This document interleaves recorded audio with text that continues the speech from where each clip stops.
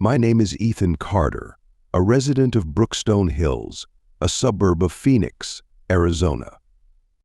My life, before all this started, was pretty peaceful and simple.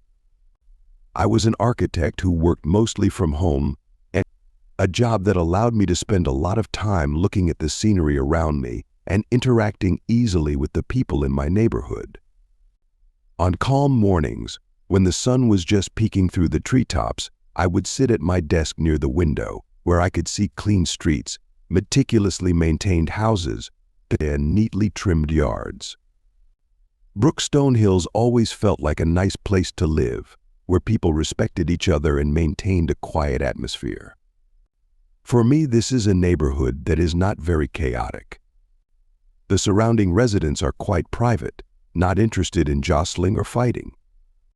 The roads are paved, the houses are in harmony with the white walls, brown tile roofs, and shiny cars parked neatly in front of the door. I like that quietness, when every morning I only hear the chirping of birds and the sound of passing cars. Moreover, my job also helps me to integrate deeper into this space. I am not the type of person who easily notices the small things, but whenever I have the chance, I often walk around the neighborhood to observe the newly renovated houses, and the changes in the flower gardens, and sometimes the fleeting conversations with the neighbors when I see them outside. Things began to change, however, when Karen Miller moved into the neighborhood. She came from somewhere else, somewhere I had never paid much attention to. Karen quickly became a part of the community, and after just 3 months, she won a position on the HOA, Homeowners Association, board. At first, I didn't pay much attention to the HOA's activities, but gradually I noticed that Karen seemed to be more aggressive and strict than her predecessors. One day, while I was sitting at my desk, I overheard a discussion at the HOA meeting about changing the neighborhood's bylaws. Karen criticized the board's previous decisions, and shortly thereafter, she ousted Tom Reynolds, the previous president, who had been popular with residents for his gentle but sensible management style. Soon after Karen took over, my neighborhood began to change. New rules were introduced, new requirements and fines were issued, and it seemed like no one could escape her scrutiny. I wasn't the first to feel the change, but I was one of the first to be directly affected. When I planted a rock garden with drought-tolerant plants in my yard, all because I wanted to help the neighborhood be greener and save water, Karen came knocking on my door, demanding that I take it down immediately because it violated the HOA's exterior regulations. Even though I had gotten approval from the previous management, she not only ignored it, but also tried to convince me that the garden was not up to HOA standards. That was just the beginning of a long series of discontent for me and the residents. New regulations came at a dizzying pace, and there seemed to be no reason why they couldn't be punished. My neighbors gradually became shy, and meetings became less frequent, as everyone feared being flagged for minor violations. I, meanwhile, decided not to let things continue like that. Because I realized one thing very clearly, Karen was not only trying to control everything, she was willing to do illegal things to maintain her power. But I was not one to be easily subdued. After Karen Miller took over, our neighborhood began to change in ways I never expected. Before, we had always lived in a peaceful community where people respected each other and rules were applied appropriately to maintain order. But when Karen became HOA president, things changed dramatically. She no longer viewed HOA rules as a tool to help the community live in harmony, but as her own laws, a power to control everything and everyone around her. New rules kept popping up, and each one seemed designed to make things difficult for the residents. Karen started small, but quickly escalated. She didn't just check the flower beds or exterior changes, she imposed strict rules on everything around her. Cars parked in the wrong spot, trash cans left in the yard for too long, and even small garden ornaments became targets for Karen's disciplinary action. Longtime residents began to realize that if they didn't comply, they would face severe penalties. Things got worse as she continued to impose strict, even illegal, measures to enforce her rules. What bothered me the most was what Karen did to the cars parked on the street. At first, I thought these were small decisions, but things went too far when she started using extreme methods to deal with violations. One morning, while I was at work, I heard noises outside. I walked out the door and couldn't believe my eyes when I saw Karen, in a khaki sweatsuit with the HOA logo on it, attaching yellow wheel locks to the cars of the residents in the neighborhood.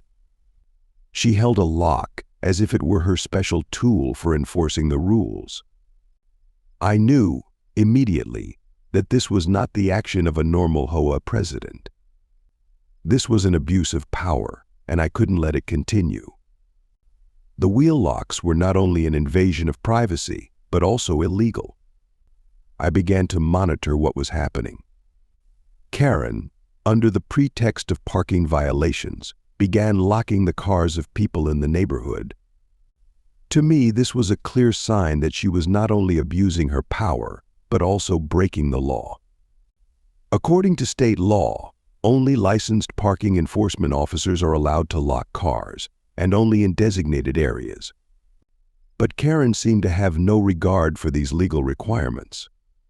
She acted as if she had unlimited power, and no one could stop her. I knew that something had to be done immediately. This was no longer a matter of a few locked cars, but of power being abused, and if nothing was done, Karen would continue to act in this way. Although my neighborhood had always been a peaceful place, I realized that if she continued, things would never be the same again. Every step she took was affecting the freedoms and rights of the residents. I could not stand by and watch her continue to perpetrate such injustices. What I needed to do now was to document what she was doing and find a way to expose her wrongdoing. To make matters worse, Karen began locking up the cars of many residents in the neighborhood, and of course, not for serious violations. She spared no one, from cars parked on the wrong side of the road or parked too long on the street, to cars parked just a little too far from the curb. Karen's rules had no flexibility, no tolerance, no understanding. She considered such minor details to be infractions worthy of punishment, and to prove her power, she began locking up the cars with yellow wheel locks that she called her disciplinary tools. Each lock, Karen said, was a way to enforce compliance, but in reality, it was just an abuse of power. When I saw the first wheel lock on a car in the neighborhood, I couldn't help but feel shocked and confused. What had happened to the old rules? Rules that had been in place for so long, respected and understood by everyone, had been completely overturned under Karen's leadership. And as I continued to follow up, I discovered that she had locked not just one car, but a whole range of cars, from family cars to the vehicles of workers in the neighborhood. Each time, Karen accompanied it with a notice of violation and demanded that the resident pay $150 to have the lock removed. The injustice was made even clearer when I realized that Karen's payments were not recorded in any official HOA records. Residents who were locked out often felt they had no choice but to pay to have the locks removed, even though they had no idea whether it was legal. And when I asked a few people, I found that they didn't dare protest. They were too afraid to speak up, knowing full well that if they did, they would continue to receive fines for increasingly ridiculous reasons. There was a sense of helplessness in the neighborhood, and I couldn't sit by and watch. The more I watched Karen act, the angrier I became. Not only was she disrupting the peace of the neighborhood, she was also abusing her power to deprive her neighbors of their rights. Residents who were locked out of their cars not only lost money, but they also suffered the embarrassment and frustration of being treated this way. She didn't need any valid reason. Just a car parked incorrectly or a minor infraction could result in a ticket, and of course a huge fee for removing the wheel lock. What worried me most was that Karen was doing this without any oversight or supervision. She didn't notify the residents in advance, nor did she hold any meetings to discuss the implementation of such measures. It was all done in silence and furtiveness, and I knew that if nothing was done, the neighborhood would continue to be oppressed. I decided that action had to be taken, because if nothing was done, no one would know what would happen next. The wheel locks and the $150 fees were just the first signs of an abuse that could grow and spread if no one stood up to stop it. As I watched Karen's actions, I began to see that she was more than just a strict OA president. She was also a blatant abuse of her power. The yellow wheel locks she put on cars in the neighborhood, the fees she charged residents to remove the locks, all had one thing in common that I couldn't ignore. They were illegal. I'm not a lawyer, but I am a person who does my research before making a decision. And as I began to learn about the laws surrounding car locks, I realized that Karen's actions were a serious violation of the law. As far as I could tell, only licensed parking enforcement agencies were allowed to enforce the locks, and only in designated areas. This meant that even if Karen was the HOA president, she had no authority to put locks on residents' cars, especially on public roads. The streets in our area were owned by the city, not the OA. And so Karen could not arbitrarily enforce such penalties, especially without the approval of the proper authorities. My feeling was not only disappointment but also anger at the thought that she had done this without any of us immediately realizing it. After careful research, I felt even more compelled to take immediate action. I could not allow Karen to continue to violate the law with impunity. Her actions were not simply illegal car locks, but also extortion, as she demanded that residents whose cars had been locked out pay large fees to get their vehicles back. This not only harmed the residents, but also threatened the stability of the entire community. Karen played on the fear of the residents, knowing that they would not dare to fight back, and continued to demand money. I was even more determined to learn that others in the neighborhood, although also outraged, were too afraid to speak up, allowing Karen to continue her activities without opposition. I decided to find a way to get to the bottom of this situation and provide evidence of Karen's wrongdoings. I began to gather information, recording the times Karen had locked our cars, taking pictures and making notes of every time she did this. I needed solid evidence to confront her and bring this to light. I also began talking to a few other residents in the neighborhood who had been affected by Karen's actions. Their stories reinforced my feeling that if nothing was done, she would continue to do more, not only to our cars, but possibly take even more drastic measures in the future. With the information I had gathered, I felt ready to confront Karen. Not only did I need to confront her about her illegal actions, but I also needed to help the residents of the neighborhood realize that if we didn't stand up, we would never get our rights back. My sense of determination grew, and I knew that the most important thing now was to make Karen aware that her actions would not continue with impunity. With the information I had gathered, I knew I could not stand by and watch Karen continue her actions without doing anything. I felt a growing sense of unease as I thought about how she was harming not only me but the entire neighborhood. I needed to have a clear plan, not only to deal with Karen but also to protect the rights of the residents she had deceived. Karen's actions crossed the line between power and abuse, and I realized that I could not simply document the incident and sit idly by. I needed to expose her wrongdoing, and to do that, I needed the support of others.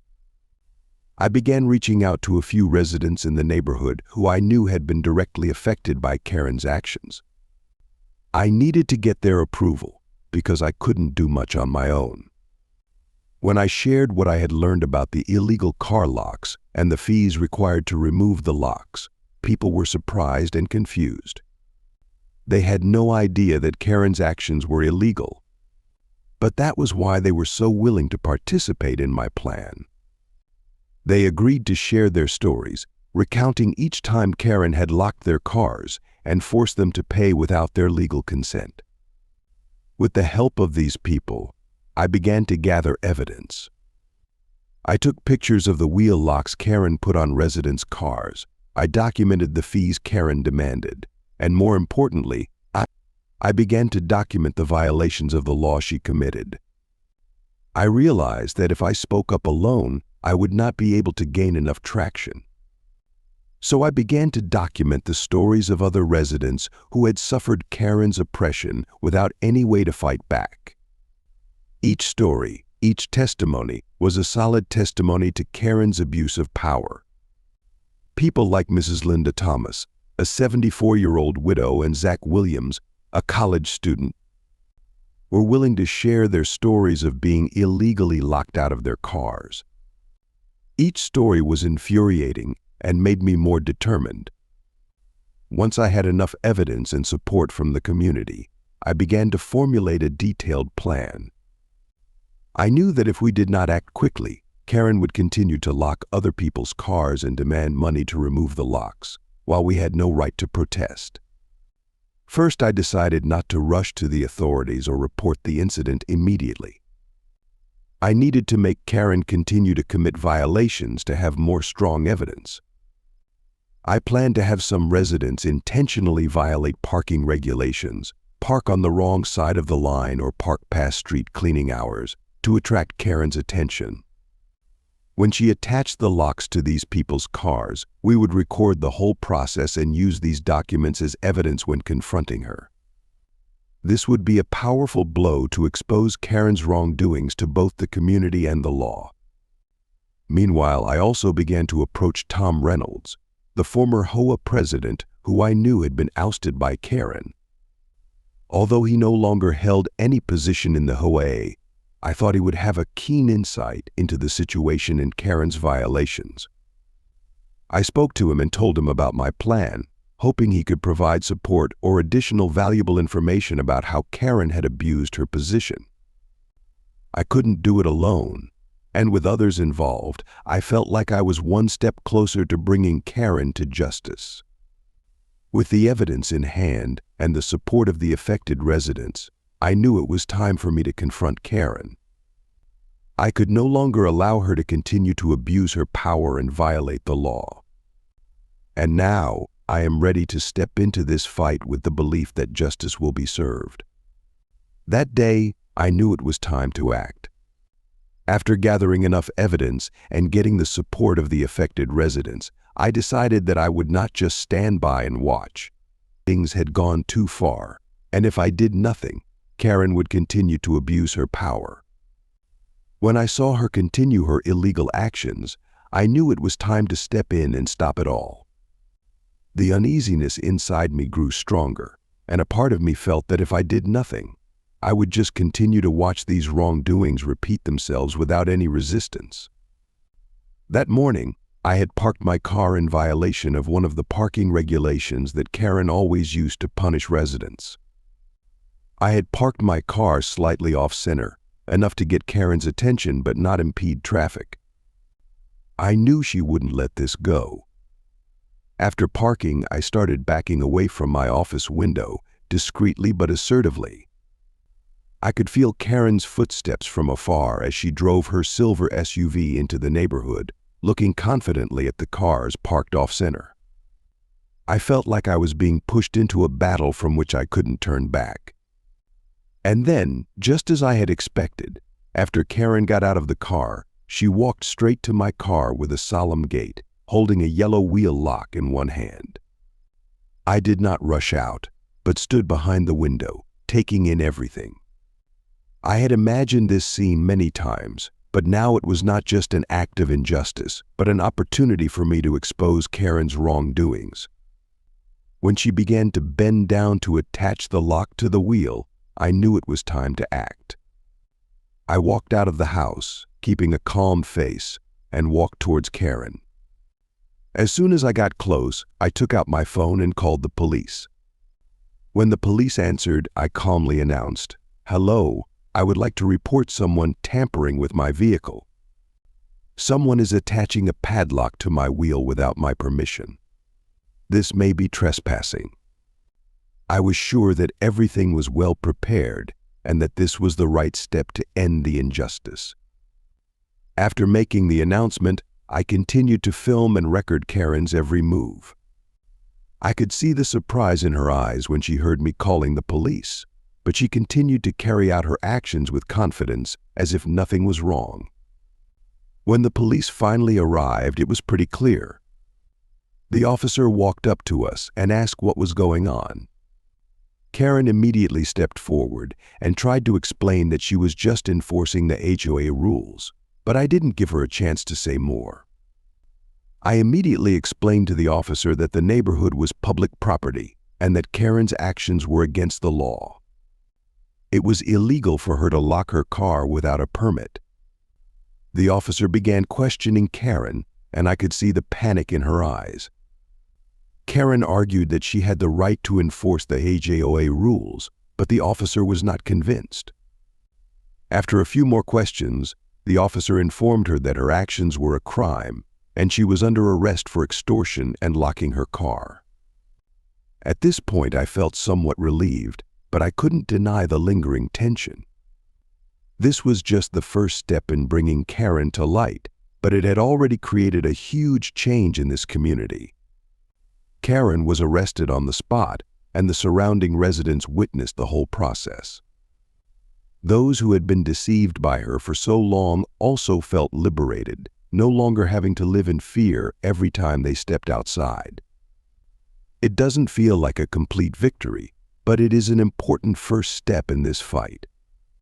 Karen's actions will no longer impact this neighborhood. I feel more secure knowing that I did the right thing, and at least now we can start over, no longer living under the oppression of someone who abused his power. When Karen was arrested, I knew it was just the beginning, but at least I had opened the door to ending her wrongdoings. The police handled things on the spot, but I knew that an arrest alone would not solve the problem. The next steps would be important in ensuring that Karen could no longer exert her influence or abuse her power. Immediately after her arrest, I knew that the neighborhood could no longer live with the division and uncertainty her actions had created. I needed to do something to help the community heal and make sure Karen was held accountable. Immediately, residents of the neighborhood began gathering in public areas, sharing their stories of Karen's abuse. Everyone was in disbelief that we had to endure someone with such power and not be able to do anything about it. The frustration was growing, and everyone seemed to want change. The most important thing was to make a decision that was fair to the community, and I knew the HOA board would have to step in. I realized that this was not just my problem, but the problem of everyone affected by Karen's actions. We needed an emergency meeting, and I would join others in pushing for it. A few days later, the HOA board held a special meeting. I honestly didn't know exactly what the outcome would be, but I knew it was an opportunity for the entire neighborhood to speak out. I went into the meeting with mixed feelings, not knowing what to expect. As the meeting began, Tom Reynolds, the former HOA president, stood up and began leading the discussion. He said that things had gotten so bad that Karen could no longer serve as HOA president. Other residents took turns speaking up, sharing their stories of how Karen had behaved throughout the years, from illegally locking cars to charging fees without the community's permission. Each story made me feel even more proud of myself for standing up and taking action. I knew that everything we did would help bring justice to this neighborhood. When everyone had spoken, the HOA board had no choice but to make a decision. Frank, who had been president before Karen, stood up and made a very clear proposal. Karen would be removed as HOA president, and she would have to repay all the money she had illegally collected from residents. I felt a sense of relief when I heard this. No one could deny Karen's wrongdoings, and I knew that this decision was not only to punish her, but also to bring justice to all those affected. The HOA board voted, and the result was a clear decision. Karen would be removed as president, and she would have to repay all the money she had illegally collected. At that moment, I felt like a huge burden had been lifted from my shoulders. But I knew that, even though Karen would no longer be chairperson, this change needed to be sustained for the neighborhood to fully recover. Neighborhood residents no longer had to fear seeing arbitrary decisions, and people began to have faith that they could live in a more just community. When the meeting ended, the atmosphere in the neighborhood was lighter, as if everyone felt liberated from Karen's control. After Karen was removed as HOA president and major decisions were made, I saw my neighborhood change in ways I never expected. It wasn't just that Karen was no longer in charge, but more importantly, the unity we built after months of division. I saw a clear shift in how residents viewed our neighborhood. The worries and fears we once held in our hearts slowly gave way to faith and hope for a more equitable community. While it's not over, the first step has been taken, and I feel like things are opening up in a promising way. We are no longer a neighborhood divided by powerful people who want to control us, but a strong community with participation and consensus from everyone.